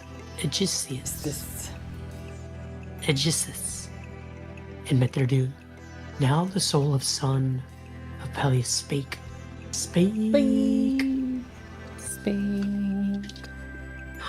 to him first, saying, Son of Atreus, verily we deemed that thou, above all other heroes, wast evermore dear to Zeus, whose joy is in the thunder, seeing that thou wast lord over warriors, many and mighty men, in the land of the Trojans, where we Achaeans suffered affliction.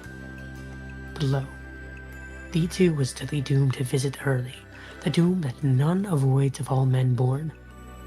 Ah, but that in the fullness of thy princely honor thou hadst met death and fate in the land of the Trojans, so would all the Achaean host have builded thee a barrow. Yea, and for thy son thou wouldst have won great glory in the aftertime, but now it has been decreed for thee to perish by a most pitiful death.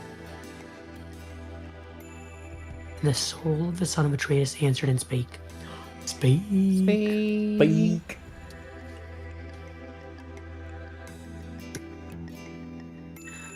Happy art thou, son of Peleus, godlike Achilles, that didst die in Troyland far from Argos, and about thee fell others, the best of the sons of Trojans and Achaeans, fighting for thy body. But thou in the whirl of dust layest mighty and mightily fallen, forgetful of thy chivalry. We strove the livelong day, nor would we ever have ceased from the fight, as Zeus had not stayed us with a tempest. Anon, when we had borne thee to the ships from out of the battle, we laid thee on a bier, and washed thy fair flesh clean with warm water and unguents. And around thee the Danaans shed many a hot tear, and shore their hair. And forth from the sea came thy mother with the deathless maidens of the water. And when they heard the tidings, and wonderful wailing rose over the deep, and trembling fell on the limbs of all the Achaeans. Yea, and they would have sprung up and departed to the hollow ships, had not one held them back, that knew much lore from old Nestor, whose counsel proved heretofore the best. Out of his good will he made harangue, and spake among them. Spake among them. Hold, ye Argives, flee not, young lords of the Achaeans. Lo, his mother from the sea is she that comes with the deathless maidens of the water, to behold the face of her dead son. So he spake.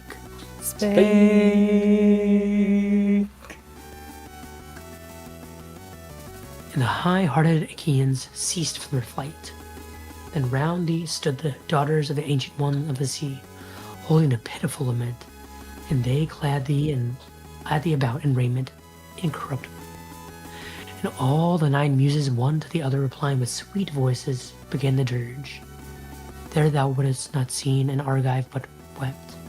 So mightily rose up the clear chant. Thus, for 17 days and nights continually did we all bewail the immortal gods and mortal men on the 18th day. Immortal gods and mortal men. On the 18th day we gave thy body to the flames, and many well-fatted sheep we slew around thee, in kind of shambling gait. So thou wert burned in the garments of the gods, in much unguent? Unguents. Probably unguents, just an archaic spelling. And in much unguents, and sweet honey, and many heroes of the Achaeans moved mail-clad around the pyre when thou wast burning, both footmen and horse, and great was the noise that arose. But when the flame of Hephaestus had utterly abolished thee, lo, in the morning we gathered together thy white bones, Achilles, and bestowed them in unmixed wine and in unguents.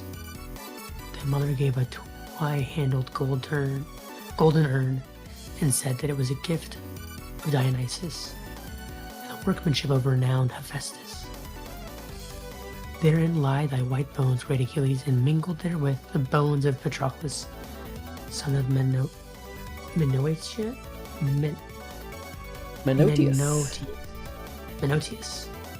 that is dead. What a part is the dust of oh my goodness. You're getting all the names. Antilochus,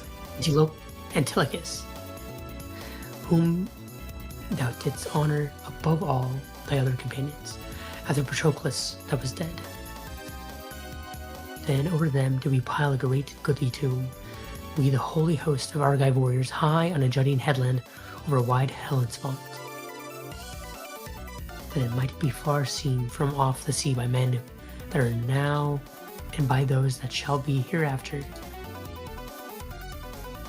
Then thy mother asked the gods for glorious prizes in the games, and set them in the midst of the list for the champions of the Achaeans. In days past, thou hast been at the funeral games of many a hero. When so, after some king's death, the young men gird themselves to make them ready for the meed of victory. But couldst thou have seen these gifts, thou wouldst most marveled in spirit. Such glorious prizes did the goddess set there to honor thee, even Thetis, the silver-footed, for very dear wert thou to the gods. Thus not even in death hast thou lost thy name, but to thee shall be a fair renown forever among all men, Achilles. But what joy have I now herein, that I have wound up the clue of war? For on my return Zeus devised for me an evil end at the hands of Aegisthus and my wife accursed, Full Metal Alchemist. Full Metal Alchemist. Putting down my water bottle. So, they spake, one to the other, spake. And nigh them came the messenger, the slayer of Argus, leading down the ghosts of the wooers by Odysseus slain. And the two heroes were amazed at the sight, and went straight toward them. Full of Agamemnon, son of Atreus, knew the dear son of Melenius, renowned Amphimedon, who had been his host, having his dwelling in Ithaca. The soul of the son of Atreus spake to him first. Speak to him first. To him first, saying, Amphimedon, what hath befallen you? Yet ye have come beneath the darkness of our earth. All of you picked men, and of like age. It is even as though one should choose out and gather together the best warriors in a city. Did Poseidon smite you in your ships and rouse up contrary winds and the long waves? Or did unfriendly men, perchance, do hurt upon the land as ye were cutting off their oxen and fair flocks of sheep? Or while they fought to defend their city and the women thereof? Answer, and tell me, for I avow me a friend of thy house.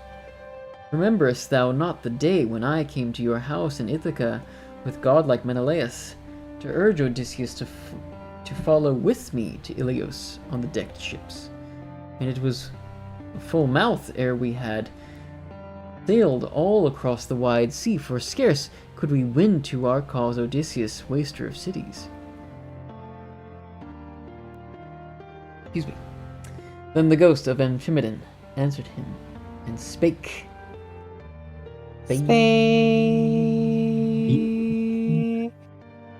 Most famous son of Atreus, king of men, Agamemnon, I remember all these things. O fosterlings of Zeus, as thou declared them. And I, in turn, will tell thee all the tale well and truly, even our death and evil end, on what wise it befell. We wooed the wife of Odysseus. It was long afar. She neither refused the hated bridal, nor was minded to take an end, devising for us death and black fate. Also, this other while she contrived in her heart, she set up in her halls a mighty web, fine of woof and very wide, whereat she would weave, and anon she spake among us. Spake Among us. It was yawning and speaking at the same time. It did not work. Ye princely youths, my wooers, now that goodly Odysseus is dead, do ye abide patiently, how eager soever to speed on this marriage of mine, till I finish the robe. I would not that the threads perish to no avail, even the shroud for the hero Laertes, against the day when the ruinous doom shall bring him low, of death that lays men at their length. So shall none of the Achaean women in the land count it blame in me, as well might be, were he to lie without a winding sheet, a man that had gotten great possessions. So spake she.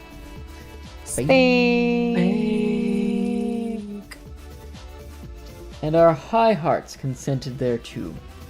So then in the daytime she would weave the mighty web, and in the night unravel the same, when she had let place the torches by her. Thus, for the space of 3 years, she hid the thing by guile, and won the minds of the Achaeans. But when the 4th year arrived, and the seasons came round, as the months waned, and many days were accomplished, then it was that one of her women who knew all declared it, and we found her unraveling the splendid web. Thus she finished it perforce, and sore against her will. Now when she brought the robe to light, after she had woven the great web and washed it, it shone even as sun or moon. At that very hour some evil god led Odysseus, I know not whence, to the upland farm, where the swineherd abode in his dwelling. Thither too came the dear son of divine Odysseus out of sandy Pylos, voyaging with his black ship. These twain framed an evil death for the wooers, and came to the renowned town. Odysseus verily came the lighter, and Telemachus went before and led the way. Now the swineherd brought Odysseus clad in vile raiment, in the likeness of a beggar, a wretched man, and an old, leaning on a staff. That always gets me every time. An old, leaning on a staff. And behold, he was clad about in sorry raiment. And none of us, not even the elders, could know him, for that he was, on this his sudden appearing, but with evil words we assailed him and hurled things at him. Yet for a while he hardened his heart to endure both the hurlings and the evil words in his own halls. But at the last, when the spirit of Zeus, lord of the Aegis, aroused him, by the help of Telemachus, he took up all the goodly weapons and laid them by in the inner chamber and drew the bolts. Next, in his great craft, he bade his wife to offer his bow and store of grey iron to the wooers to be the weapons of our contest, luckless that we were, and the beginning of death. Now not one of us could stretch the string of the strong bow. Far short we fell of that might. But when the bow came to the hands of Odysseus, then we all clamored and forbade to give him the bow, how much soever he might speak. But Telemachus alone was instant with him, and commanded him to take it. Then he took the bow into his hand and steadfast, O goodly Odysseus, and lightly he strung it, and sent the arrow through the iron. Then straight he went to the threshold, and there took his stand, and poured forth the swift arrows, glancing terribly around, and smote the king Antinous. Thereafter on the others he let fly his bolts, winged for death, with straight aim, and the wooers fell thick one upon the other. Then was it known that some god was their helper, for pressing on as their passion drave them, they slew the men right and left through the halls, and thence there arose a hideous moaning, as heads were smitten, and the floor all ran with blood. So we perished, Agamemnon, and even now our bodies lie uncared for in the halls of Odysseus, for the friends of each one at home as yet know not, even they who might wash the black-clotted blood out of our wounds, and lay out the bodies, and wail the dirge, for that is the due of the dead. Full Metal Alchemist. Full Metal Alchemist. Then the ghost of the son of Atreus answered him, Happy son of Laertes, Odysseus of many devices, yea, for a wife most excellent hast thou gotten, so good as the wisdom of constant Penelope, daughter of Icarius, who was duly mindful of Odysseus, her wedded lord. Wherefore, her fame of her virtue shall never perish, but the immortals will make a gracious song in the ears of men on earth to the fame of constant Penelope. In far other wise did the daughter of Tyndareus devise ill deeds, and slay her wedded lover, and hateful shall the song of her be among men. An evil repute hath she brought upon all womankind, even on the upright. Even so these twain spake, one to the other, standing in the house of Hades, beneath the secret places of the earth. Now when those others had gone down from the city, quickly they came to the rich and well-ordered land of Laertes, that he had won for himself of old as the prize of great toil in the war. There was his house, and all about it ran the huts wherein the thralls were wont to eat and dwell and sleep, bondsmen that worked his will. And in the house there was an old Sicilian woman, who diligently cared for the old man, in the upland far from the city. There Odysseus spake to his thralls and to his son, saying, Do ye now get you within the well-builded house, and quickly sacrifice the best of the swine for the midday meal. But I will make trial of my father, whether he will know me again, and be aware of me when he sees me, or know me not, so long have I been away. Therewith he gave the thralls his weapons of war. Then they went speedily to the house, while Odysseus drew near to the fruitful vineyard to make trial of his father. Now he found not Dolius there, as he went down into the great garden, nor any of the thralls, nor of their sons.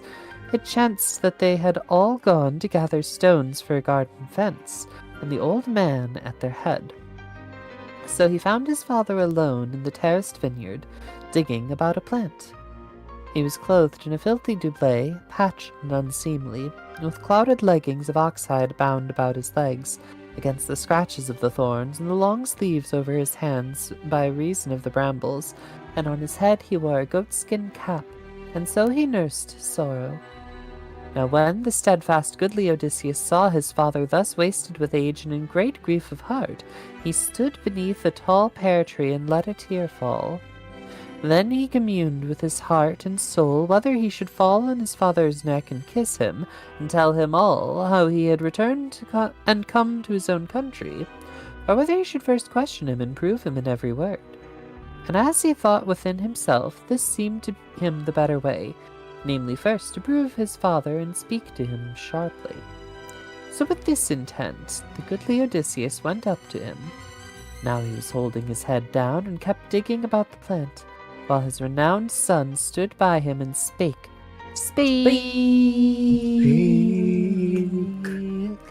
saying, Old man, thou hast no lack of skill in tending a garden. Lo, thou carest well for all, nor is there aught whatsoever, either plant or fig or vine, yea, or olive or pear or garden bed in all the close that is not well seen to. Yet another thing will I tell thee, and lay not up the wrath thereat in thy heart. Thyself art scarce so well cared for, but a pitiful old age is on thee, and withal thou art weathered and unkempt and clad unseemly. It cannot be to punish thy sloth that thy master cares not for thee. There shows nothing of the slave about thy face and stature, for thou art like a kingly man, but even like one who should lie soft when he hast washed and eaten well, as is the manner of the aged. But come, declare me this, and plainly tell it all. Whose thrall art thou, and whose garden dost thou tend? Tell me, moreover, truly, that I may surely know if it be indeed to Ithaca that I am now come, as one yonder told me, who met with me but now on the way thither. He was but of little understanding, for he deigned not to tell me all, nor to heed my saying when I questioned him concerning my friend, whether indeed he is still alive, or is even now dead and within the house of Hades. For I will declare it, and do thou mark and listen. Once did I kindly entreat a man in mine own dear country, who came to our home, and never yet has any mortal been dearer of all the strangers that have drawn to my house from afar. He declared himself to be by lineage from out of Ithaca, and said that his own father was Laertes, son of Archisius. So I led him to our halls, and gave him good entertainment, with all loving kindness, out of the plenty that was within.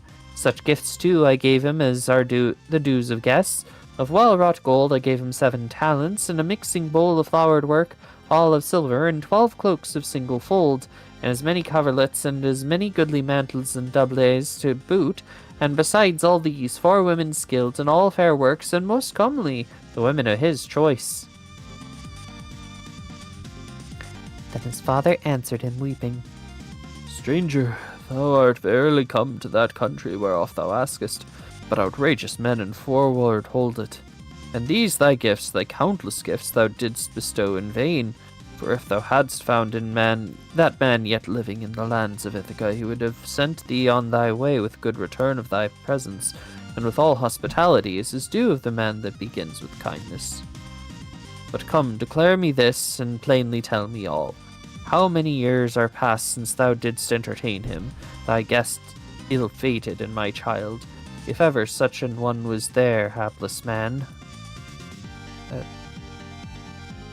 Whom far from his friends and his country soil the fishes, it may be, have devoured in the deep sea, or on the shore he has fallen the prey of birds and beasts. His mother wept not over him, nor clad him for burial, nor his father, we that begat him. Nor did his bride, whom men sought with rich gifts, the constant Penelope, bewail her lord upon the bier as was meet, nor closed his eyes as was due the departed. Moreover, tell me this truly, that I may surely know, who art thou, and whence of the sons of men? Where is thy city, and where are they that begat thee? Where now is thy swift ship moored, that brought thee thither with godlike company?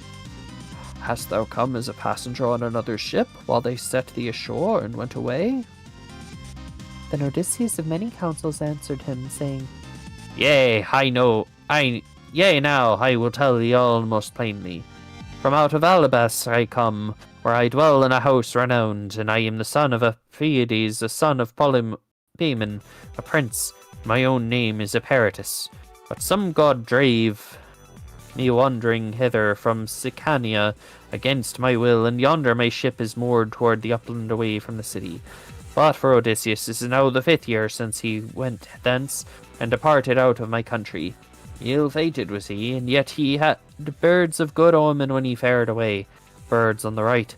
Wherefore I sped him gladly on his road, and he gladly departed, and the heart of us twain hoped yet to meet in friendship on a day, and give splendid gifts. Full Metal Alchemist. So am I? Oh, Is he getting punked? Is he punking his dad? What? He's punking his dad. He's punking his dad. Oh man, it's like been away for so long. You know what's a good thing to do right after we spend some time together after? Let's go mess with Dad. Dude, It's what just Or is awful. he with just your like, dad? or is he just like hoping he remembers him? Like, He's hoping his dad will figure it out and punk him right back. okay. Let's see how this resolves. Go for it, Baldur. Yeah. Full Metal Alchemist. So he spake, Speak. and on the old man fell a black cloud of sorrow. With both of his hands he clutched the dust and ashes and showered them on his grey beard with ceaseless groaning. And the heart of Odysseus was moved, and up through his nostrils throbbed anon the keen sting of sorrow at the sight of his dear father. And he sprang towards him and fell on his neck and kissed him, saying, Behold, I hear, even I, my father, am the man of whom thou asked. In the 20th year I am come to mine own country, but stay thy weeping and tearful lamentation. For I will tell thee all clearly. Thou great need there is of haste. I have slain the wooers in our halls and avenged their bitter scorn and evil deeds. Then Laertes answered him and spake.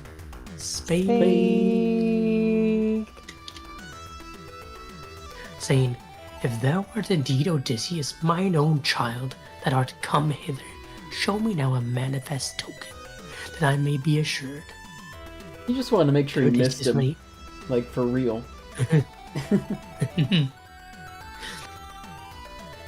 Say psych right now. Say psych right now. Then Odysseus of many counsels answered him, saying, Look first on this scar and consider it, that the boar dealt me with his white tusk on Parnassus, whither I had gone, and thou didst send me forth, thou and my lady mother too. Autolycus. Autolycus, oh my goodness.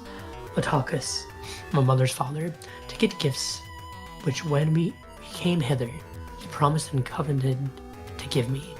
But come, and I will even tell thee the trees through all the terrace garden, which thou gavest me once for my own.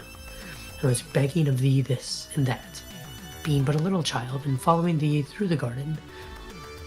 Through these very trees we were going, and thou didst tell me the names of each of them. Pear trees, 13, thou gavest me, and 10 apple trees, and fig trees, 2 score, and figs, 2 score. And as we went, thou didst name the 50 rows of vines thou wouldst give me, whereof each one ripened at diverse times, with all manner of clusters of their boughs. Oh my goodness. When the seasons of Zeus wrought mightily on them from on high. So he spake. And straightway his knees were loosened, and his heart melted within him, as he knew the sure tokens that Odysseus showed him about his dear son. He cast his arms, and the steadfast goodly Odysseus caught him fainting to his breast. Now he had got breath, and his spirit came to him again. He once more he answered and spake. 500 spakes. Oh yeah. 500 Same. speaks. Father Zeus, verily ye gods yet bear sway on high Olympus, if indeed the wooers have paid for their infatuate pride. But now my heart is terribly afraid, lest straightway all the men of Ithaca come up against us here, in haste to send messengers everywhere to the cities of the Cephallenians. Then Odysseus and many counsels answered him, saying, Take courage and let not thy heart be careful about these matters, but come, let us go to the house that lies near the garden. For thither I sent forward Telemachus, and the neatherd, and the swineherd, to get ready the meal as speedily as may be. After these words, the twain set out to the goodly halls. Now when they had come to the fair lying house, they found Telemachus and the neatherd and the swineherd carving much flesh, and mixing the dark wine. Meanwhile, the Sicilian handmaid bathed high-hearted Laertes in his house, and anointed him with olive oil, and cast a fair mantle about him. Then Athena drew nigh, and made greater the limbs of the shepherd of the people. Taller she made him than before, and mightier to behold. Then he went forth from the bath, and his dear son marveled at him, beholding him like the deathless gods in presence. And uttering his voice, he spake. To him on winged words. Father, surely one of the gods that are from everlasting hath made thee goodlier and greater to behold. Then wisely Laertes answered him, saying,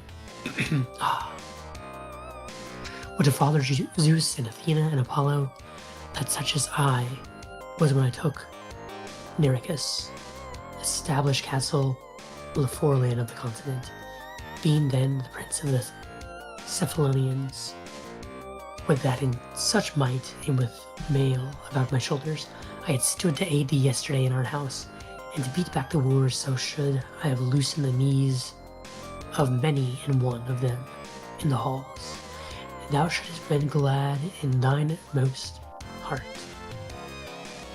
So they spake.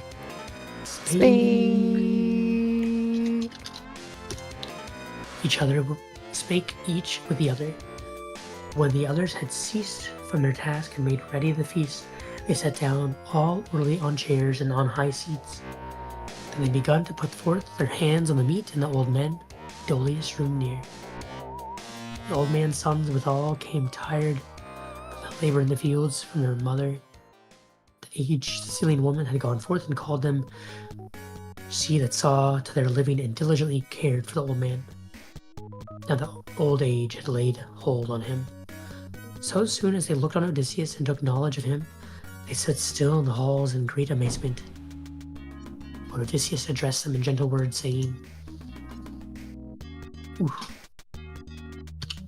Old man, sit down to meat, and do ye forget your marveling, for long have we been eager to put forth our hands to the food, as we abode in the hall, always expecting your coming.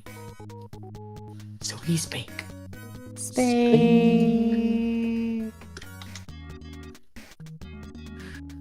And Dolius ran straight toward him, stretching forth both his hands, and he grasped the hand of Odysseus and kissed her on the wrist, and uttering his voice spake. Combo. To him. Winged words bonus.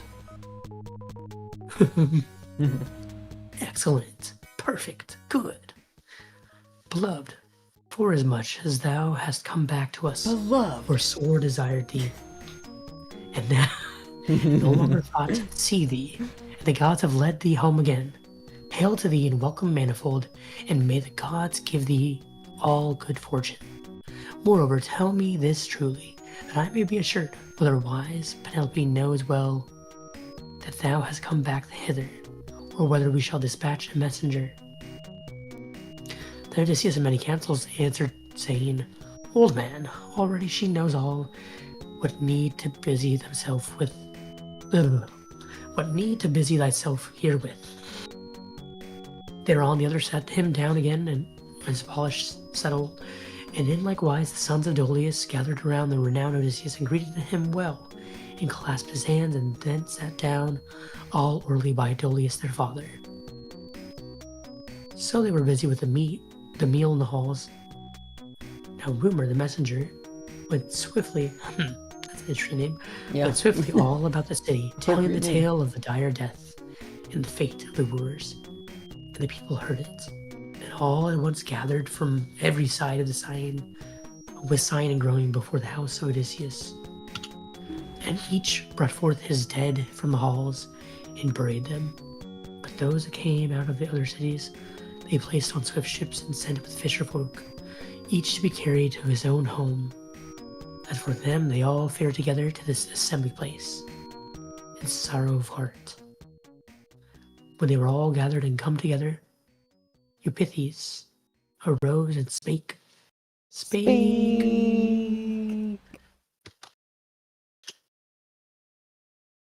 Among them, for a comfortless grief lay heavy on his heart, for his son Antinous, the first man that goodly Odysseus had slain. Weeping for him, he made harangue and spake among them. Spake. Full Metal Alchemist. Been on so long that my playlist stopped. I had to just start Yeah, again. mine is up 2 times, yeah. Alright.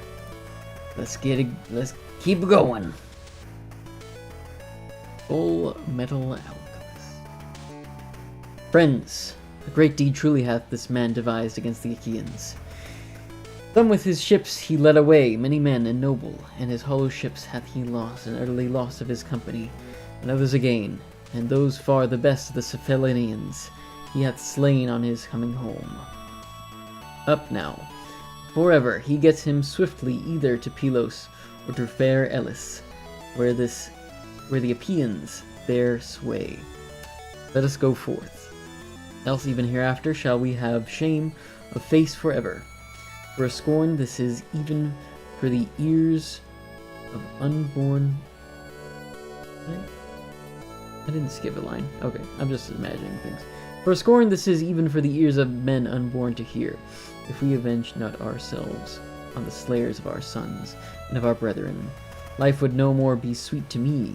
Life would be a dream, but rather I would die straight away and be with the departed. Up! Let us be going, lest these fellows be beforehand with us, and get them over the sea. Thus he spake. Hello again. Spake. Weeping and pity fell on all the Achaeans. Then came near to them Medon and the divine minstrel, forth from the halls of Odysseus, for that sleep had let them go. They stood in the midst of the gathering, and amazement seized every man. Then Medon, wise of heart, spake among them, saying, Speak. Hearken to me now, ye men of Ithaca, for surely Odysseus planned not these deeds without the will of the gods. Nay, I myself beheld a god immortal, who stood hard by Odysseus in the perfect semblance of Mentor. Now as a deathless god was he manifest in front of Odysseus, cheering him, and yet again, scaring the wooers, he stormed through the hall, and they fell thick one on another. Thus he spake. And pale fear gat hold of the limbs of all. Then the old man, the lord Halitherses, spake among them. Spake. The son of Master. Halitherses. Halitherses, son of Master, for he alone saw before and after. Out of his good will he made harangue, and spake among them, saying, Speak. Hearken to me now, ye men of Ithaca, the word that I will say. Through your own cowardice, my friends, these deeds come to pass. For you obeyed not me, nor Mentor, the shepherd of the people, to make your sons cease from their foolish ways. A great villainy they wrought in their evil infatuation, wasting the wealth, and holding in no regard the wife of a prince, while they deemed that he would never more come home. Now, let things be on this wise, obey my counsel. Let us not go forth against him, lest haply some may find a bane of their own bringing. So he spake. They leapt up with a great cry. More parted them, while the rest abode there together, for his counsel was not to the mind of the more part. They gave ear to Eupeithes, and swiftly thereafter they rushed for their armor. So when they had arrayed them in shining mail, they assembled together in front of the spacious town.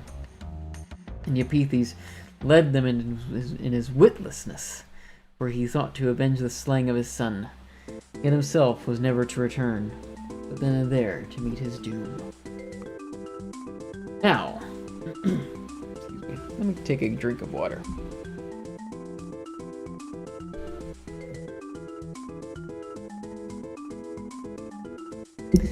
Now Athena spake to Zeus. Speak to Zeus. To Zeus, son of Cronos. O Father, our Father Cronades, throned in the highest, answer and tell me what is now the hidden counsel of thy heart. Wilt thou yet further rouse up evil war and the terrible din of battle, or art thou minded to set them at one again in friendship? Then Zeus, gatherer of the clouds, answered her, saying, My child, why dost thou thus straitly question me and ask me this? Nay, didst thou not thou thyself devise this very thought, namely that Odysseus should indeed take vengeance on these men at his coming? Do as thou wilt, but I will tell thee of a better way. Now that goodly Odysseus hath wreaked vengeance on his wooers, let them make a firm covenant together with sacrifice, and let him be king all his days, and let us bring about oblivion of the slaying of their children and their brethren, so may both sides love one another as of old, and let peace and wealth abundant be their portion. Therewith he roused Athena to great eagerness, and from the peaks of Olympus she came glancing down. Now when they had put the I'm getting silly now. Okay. Now when they had put from them the desire of the honey-sweet food, the steadfast goodly Odysseus began to speak among them, saying, Speaking among them, saying, let one go forth and see, lest the people be already nearing. Reset. Let one go forth and see, lest the people be already drawn near against us. So he spake, and the son of spake. Dolius went forth at his bidding, and stood on the outer threshold, and saw them all close at hand. Straightway he spake to Odysseus winged words. Spake with words. Here they be, close upon us. Quick, let us to arms. Thereupon they rose up, and arrayed them in their harness. Odysseus and his men being 4, and the 6 sons of Dolius, and likewise Laertes and Dolius did on their armor grey-bearded as they were, warriors through stress of need. Now when they had clad them in shining mail, they opened the gates and went forth, and Odysseus led them. And Athena, daughter of Zeus, drew near them in the likeness of Mentor in fashion and in voice. The steadfast goodly Odysseus beheld her, and was glad, and straightway he spake to Telemachus. Telemachus. His dear son. Telemachus, soon shalt thou learn this, when thou thyself art got to the place of the battle, where the best men try the issue. Namely, not to bring shame on thy father's house, on us who in the time past have been eminent for might and hardihood over all the world. Then wise Telemachus answered him, saying, Thou shalt see me, if thou wilt, dear father, in this my mood, no whit disgracing thy line, according to thy word. So spake he. Spake. And Laertes was glad and spake. Yo, speak. Speak. Saying, what a day has dawned for me, kind gods. Yea, a glad man I, my son and my son's son, are vying with one another. Then grey Athena stood beside Laertes and spake to him. Spake again. So much spake. So much spaking before this final battle. I'm assuming is a final battle. O son of Arcesius, that art far the dearest of all my lords, pray first to the grey-eyed maid, and to Father Zeus, then swing thy spear aloft, and hurl it straightway. Full Metal Alchemist. Take it over. Full Metal Alchemist. So spake. Let's see. We're on the final paragraph there. Where are we? So Satil said spake. after straightaway. Therewith Pallas Athena. Oh, got it. Sorry. No worries. It's been a long day. It's Therewith gonna Pallas Athena. It's a long book. It's a long book. Yeah. Therewith Pallas Athena breathed into him great strength. Then he prayed to the daughter of mighty Zeus, and straightway swung his long spear aloft and hurled it, and smote Eupeithes through his casque with the cheek piece of bronze. The armor kept not out the spear that went clean through, and he fell with a crash, and his arms rattled about his body. Then Odysseus and his renowned son fell on the four fighters, and smote them with swords and 2-handed spears. And now would they have slain them all and cut off their return, had not Athena called aloud, the daughter of Zeus, lord of the Aegis, and stayed all the host of the enemy, saying, Hold your hands from fierce fighting, you men of Ithaca, that so you may be parted quickly, without bloodshed. Yes. So spake Athena, and pale fear got hold of them all. The arms flew from their hands, and in their terror and fell all upon the ground, as the goddess uttered her voice. To the city they turned their steps, as men fain of life, and the steadfast goodly Odysseus, with a terrible cry, gathered himself together and hurled in on them, like an eagle of lofty flight. Then in that hour the son of Cronos cast forth a flaming bolt, and it fell at the feet of the grey-eyed goddess, the daughter of the mighty sire. Then grey-eyed Athena spake to Odysseus, saying, Son of Laertes, of the seed of Zeus, Odysseus of many devices, refrain thee now, and stay the strife of even-handed war, lest perchance the son of Cronos be angry with thee, even Zeus of the far-born voice. So spake Athena, and he obeyed and was glad at heart. And thereafter Pallas Athena set a covenant between them with sacrifice, she, the daughter of Zeus, lord of the Aegis, in the likeness of Mentor, both in fashion and in voice. Peace to all! Oh my, here's another poem. Who is this? Who is this AL? Who's the translator in this particular case?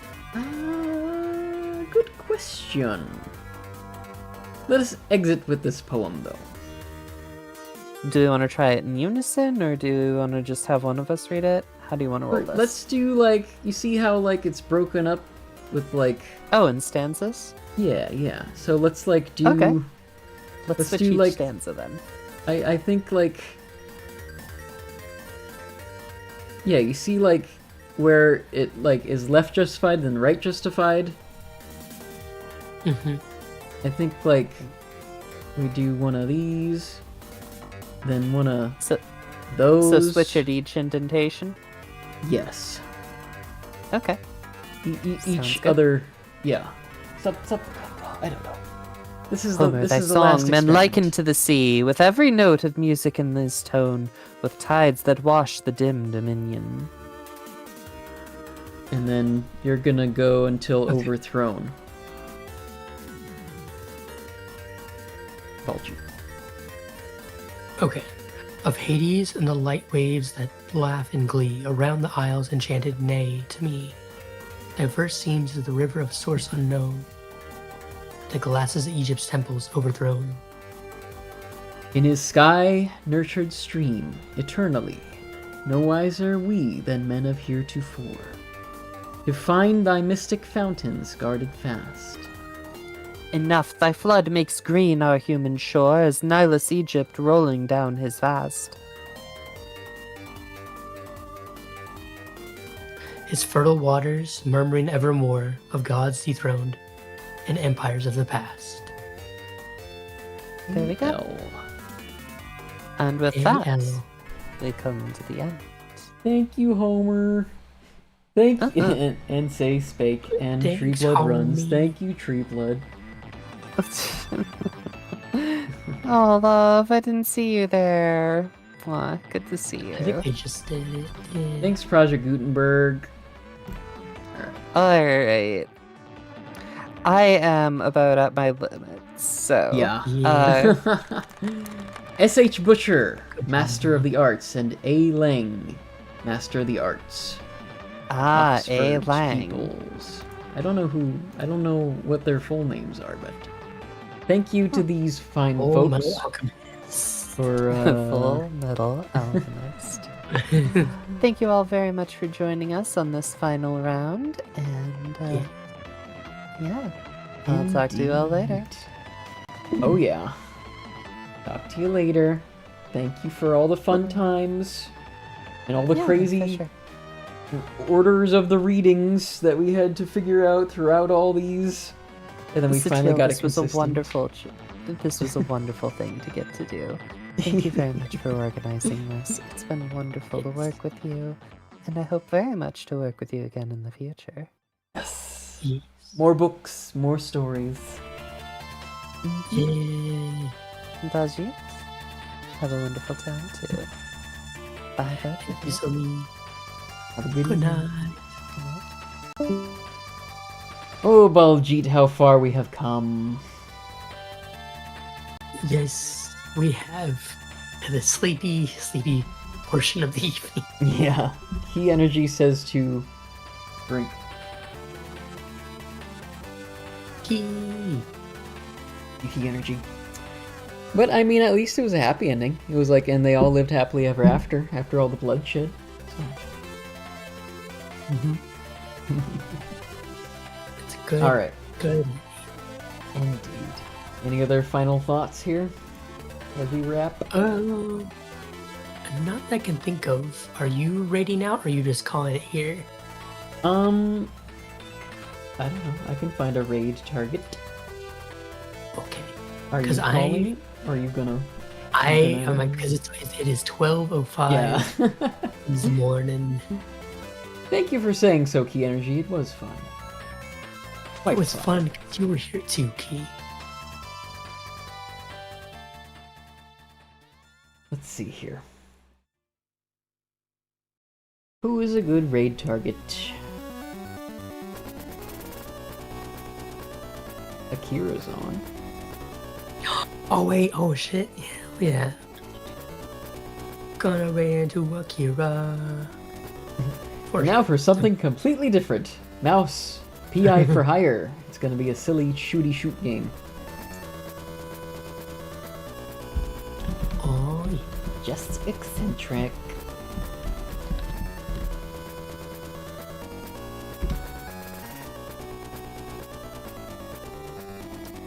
Okay.